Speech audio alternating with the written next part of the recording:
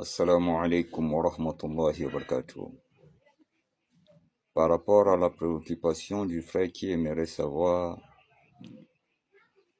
est-ce que l'islam permet le mariage entre le musulman et une femme chrétienne, nous disons la réponse à ce sujet est une conférence en elle-même, mais nous allons faire l'effort de condenser cette réponse.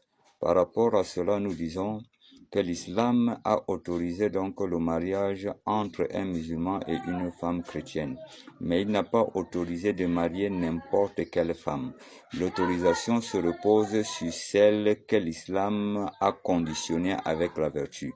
Lorsqu'elle n'est pas vertueuse, alors il n'est pas permis de l'épouser, car Allah Azza wa Jalla a été bien clair dans ce verset 5 de la sourate 5. Verset 5 de la sourate 5, il dit wal muhsanatu minal lazina utul kitaba min qablikum.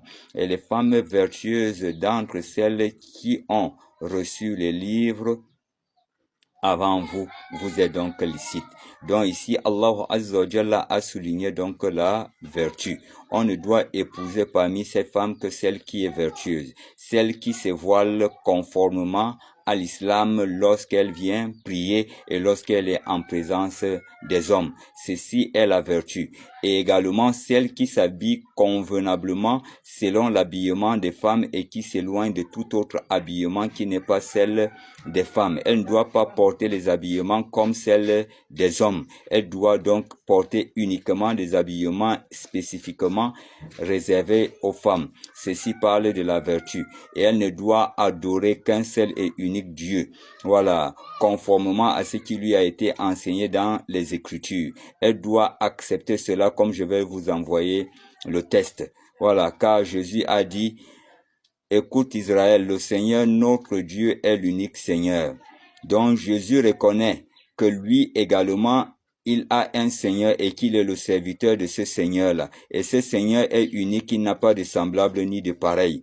Et cette foi est ce qui garantit donc la vie éternelle, conformément à ce qu'il a dit dans Jean 17, verset 3. Il dit, or, la vie éternelle est qu'ils te connaissent, toi, le seul vrai Dieu, et celui que tu as envoyé. Voilà. Et celui que tu as envoyé qui n'est autre que Jésus-Christ. Donc ici, Jésus a fait la part des choses. Il y a un seul vrai Dieu et il y a celui qui l'a envoyé. Et le fait d'associer les deux et en faire un, c'est de l'idolâtrie et du polythéisme. Dans ce contexte, Allah Azza wa Jalla interdit d'épouser donc toute femme qui est idolâtre et qui est associatrice. Car Allah subhanahu wa ta'ala dit dans la sourate 2 verset 222, « Wala tushriku Voilà tankihul mushrikati hatta tu'min.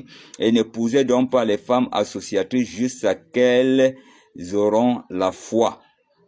Dit Allah subhanahu wa ta'ala. C'est sur cette base que Abdullah ibn Omar dit, il ne voit pas plus pire associatrice polythéiste que celle qui considère Jésus comme Dieu. Donc ceci revient à dire qu'on n'épouse pas ces genres de femmes à cause de leur foi qui se repose à l'idolâtrie et non pas à l'unicité de Dieu. Voilà donc la réalité sur ce fait-là. Qu'Allah Azza wa Jalla nous facilite et que Dieu nous fasse comprendre cette noble religion. Voilà, la religion de l'islam est tellement claire. Le fait de préserver donc l'unicité de Dieu et d'épouser une femme qui est vertueuse et qui vit et qui agit selon les injonctions de son livre, c'est la préservation de ses propres enfants. Car Allah Azza wa Jalla dit, Ya ayyuhallazina amanu qu anfusakum wa ahlikum nara. Ô vous qui avez cru, préservez vos propres personnes par le choix de vos épouses et vos propres enfants, voilà, par l'éducation qu'ils vont recevoir de celles-ci. Voilà, de celle-ci. Pourquoi? Parce que quand tu n'es pas là, c'est elle qui restera donner l'éducation. Mais si elle donne une éducation vertueuse qui se repose selon les injonctions du livre, qu'est la foi, alors automatiquement, tous les enfants se retrouveront donc dans l'islam. Ta fille ne sortira pas non voilée parce que la Bible recommande à la femme de se voiler. Et je vais vous envoyer tout le test, Inch'Allah ta'ala.